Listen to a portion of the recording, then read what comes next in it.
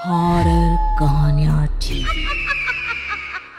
जमीन के नीचे रात के काले गहरे अंधेरे के बीच पूरा शहर जहां गहरी नींद के आगोश में था, वहीं राठी परिवार की एकलौती बेटी नव्या के कमरे में कुछ अजीब सी आवाजें गूंज रही थी। लेकिन ये आवाजें उस घर में सो रहे लोगों के कानों तक नहीं पहुंच पा रही थी। नव्या का कमरा उस वक्त एक बेहद डरावने माहौल में तब्दील हो चुका था।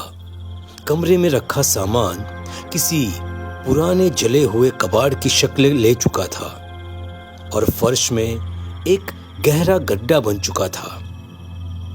नव्या अपने बालों को फैलाए बड़े ही भयानक तरीके से उस गड्ढे के अंदर झांक कर देख रही थी, जैसे वो वहां से किसी के आने का इंतजार कर रही हो।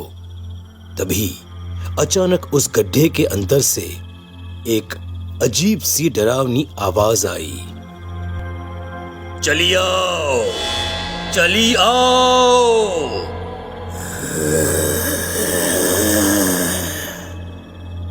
देखते ही देखते नव्या ने उस गहरे गड्ढे में छलांग लगा दी और पूरा कमरा भयानक चीखों से गूंजने लगा।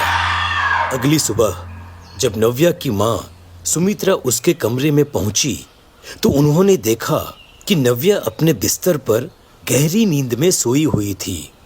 सुमित्रा जी नव्या के सिराहने बैठकर उसके माथे पर हाथ फेरने लगी।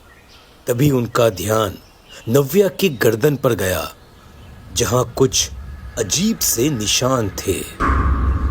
नव्या, उठो बेटा, कॉलेज नहीं जाना क्या? और ये गर्दन पर चोट कैसे लग गई?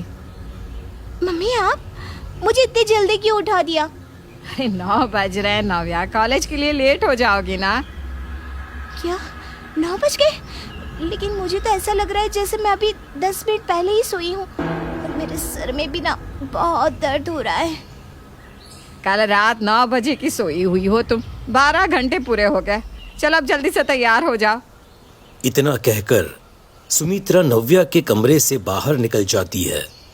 सुमित्रा के जाने के बाद नव्या सोच में पड़ जाती है। उसे काफी कमजोरी महसूस हो रही थी, लेकिन फिर भी वो कॉलेज जाती है।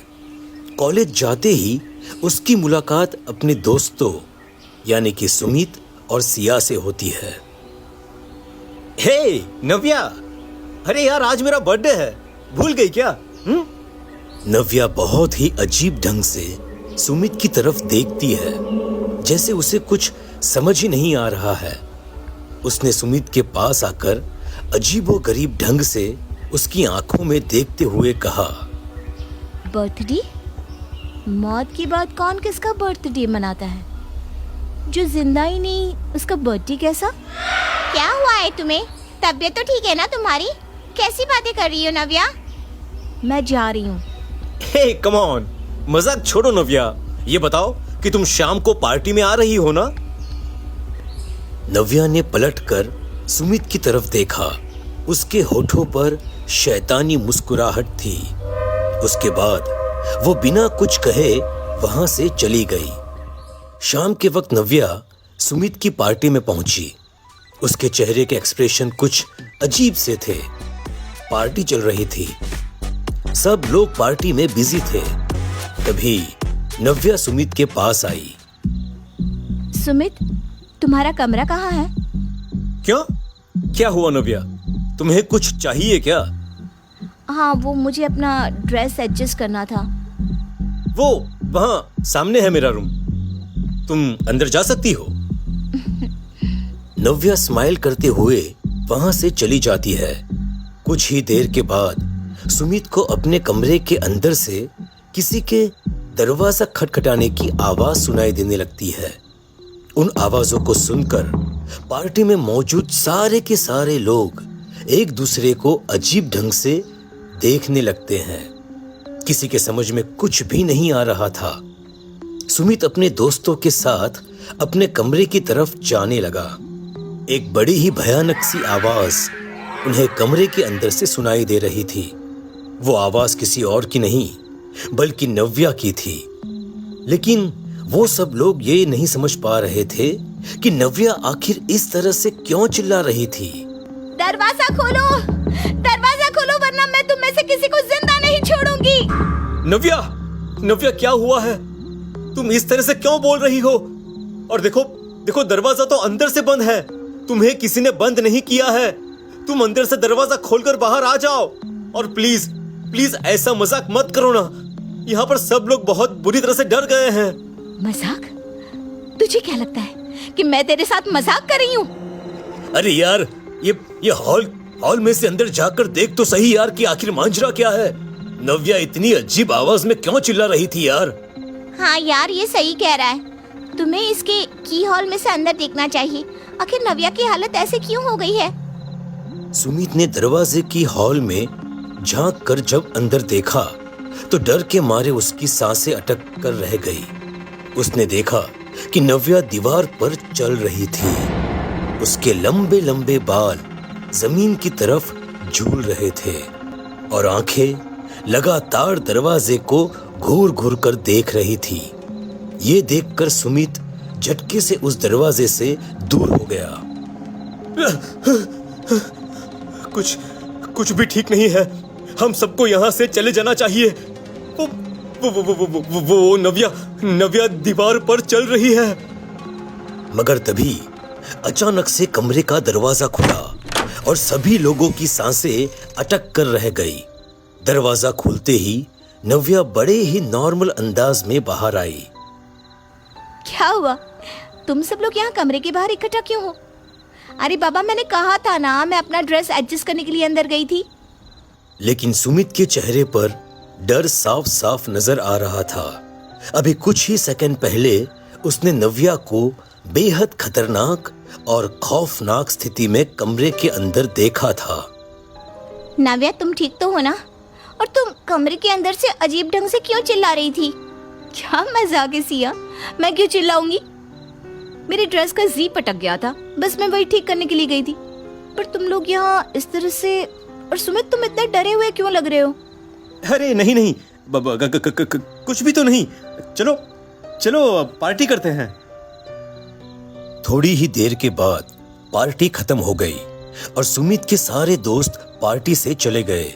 लेकिन सुमित के घर से जाने से पहले नव्या ने पलटकर सुमित की तरफ बड़े ही अजीब ढंग से देखा। सुमित ने महसूस किया कि नव्या की आंखों में जैसे कुछ बदल सा गया था। उसकी आंखें नॉर्मल नहीं रही थी। उसने डरते हुए अपने घर का दरवाजा बंद किया और अपने कमरे में जाकर सो गया। अगली सुबह जब इस शहर के सारे लोग सोकर उठे तो अखबार में छपी हुई एक खबर को देखकर सब लोग हैरान रह गए।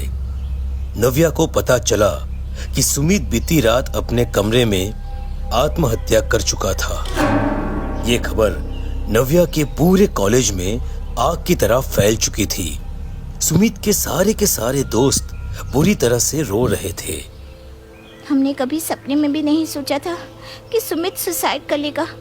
कल रात को तो वो कितना खुश था, लेकिन उसने ऐसा क्यों किया होगा, और वो भी अपने बर्थडे के दिन? सुमित तो अपनी लाइफ में बहुत खुश था, उसे ये सब करने की क्या जरूरत थी? मेरी तो कुछ समझ में नहीं आ रहा नव्या, आखिर सुमित के साथ हुआ क्या? सच सच बताओ नव्या, कल रात को तुमने कुछ किया क्या? नव्या ने अपनी गर्दन को टेढ़ा करते हुए बड़ी ही डरावनी अंदाज में सिया की तरफ देखा। उसे इस तरह देखकर सिया कुछ कदम पीछे हट गई। उसे भी नव्या की आंखों में कुछ बहुत ही अजीब सा लग रहा था। तुम ठीक तो हो ना नव्या? तुम मुझे इस तरह से क्यों देख रही हो? तुम मुझ पर शक कर रही हो? तुम्हें क्या लगता है सुमित को मैंने मारा है? नहीं नहीं नव्या, तुम गलत समझ रही हो। मेरे कहने का वो मतलब नहीं था। आई थिंक मुझे यहाँ से चले जाना चाहिए, लेकिन तभी नव्या उसके बेहद करीब आई और उसकी आंखों में आंखें डालकर उसने बड़ी ही अजीब आवाज में सिया से कहा, तुम जानती नहीं हो तुम्हारे साथ क्या होने वाला है। और इतना कहकर नव्या वहां से चली गई। नव्या की बातें सुनकर सिया डर के मारे बुरी तरह से कांप रही थी।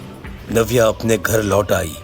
जैसे ही वो अपने घर पहुंची, नव्या की दादी ने उसे अपने पास बुलाया। अरे नाव्या बेटा, यहाँ आओ अपनी दादी के पास। तुम्हारी माँ कह रही थी तुम्हारी गर्दन पर चोट लगी थी। हाँ मम्मी जी, कल सुबह ही देखा था मैंने। इसकी गर्दन पर ना चोट का गहरा निशान था। अब मेरी तो ये सुनती नहीं, आप ही समझाइए इसे।